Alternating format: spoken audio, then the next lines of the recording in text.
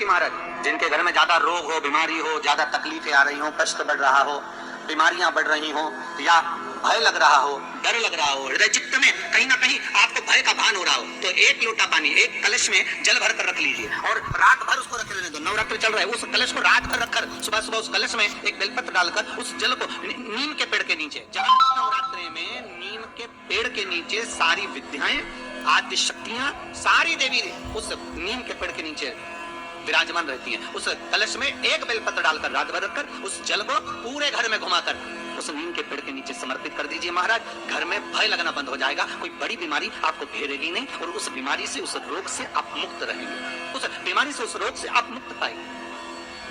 वो बीमारी आपको घेर कलश का मां जगतजननी की आराधना, जगदम्बा की उपासना। नवरात्रि में 9 दिन में से कोई एक दिन ऐसा ले लो जिस दिन कन्याओं का भोजन कराओ, साथ में उनको लाल चुनरी ओढ़ाओ या कोई लाल वस्त्र, लाल पूजन की सामग्री उनको दो, सुख मिलेगा, आनंद।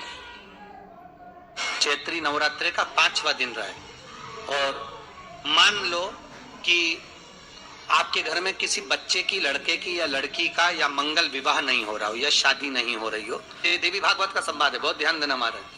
चाहे वो पौष का हो, अश्विन का हो, चैत्र का हो, आषाढ़ का हो, किसी भी नवरात्रि में आप कर सकते हैं। एक पान के पत्ते पर, एक ही पत्ते पर जो 2 स्वस्तिक बनेंगे, एक हल्दी का बनेगा, एक सिंदूर का बनेगा।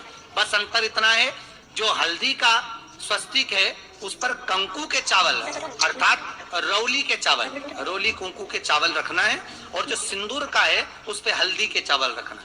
इतना रखकर जिस लड़का लड़की का विवाह नहीं होता उसकी हथेली पर रखकर उसका नाम और गोत्र बोलकर महाराज उसको ले जाकर नीम के पेड़ के नीचे उसको रख दिया जाता है। मात्र 3.5 या 4 महीने ऐसे रहते हैं जिसके अंदर उस लड़का लड़की का विवाह पक्का। शिव महापुराण कर रही है, शंकर की कथा कर रही है।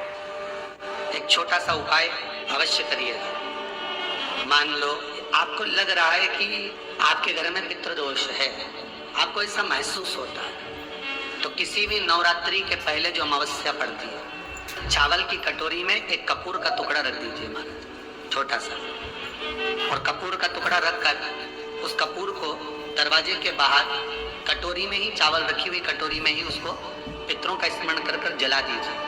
और जलाने के बाद उस चावल को कहीं भी किसी भी वृक्ष की छांव में पक्षियों के लिए डाल दीजिए। शिव महापुराण की कथा कहती है, अगर मान लो पितर आपको कष्ट दे रहे हैं, पितर आपको तकलीफ दे रहे हैं, कोई काम नहीं होने दे रहे हैं, या कहीं आपको ऐसा लगता है कि पितरों का दोष है, तो वो पितृ दोष देवी, अब ये जो आप करेंगे ये कब कर रहे हैं? अमावस्या के दिन आप उसको रख रहे हैं।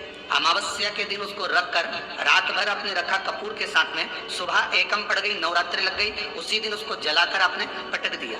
अर्थात उससे देवी और पितृ इन दोनों का आशीर्वाद जो प्राप्त होता है, तो घर में से पितृदोष समाप्त होकर लक्ष्मी की वृद्धि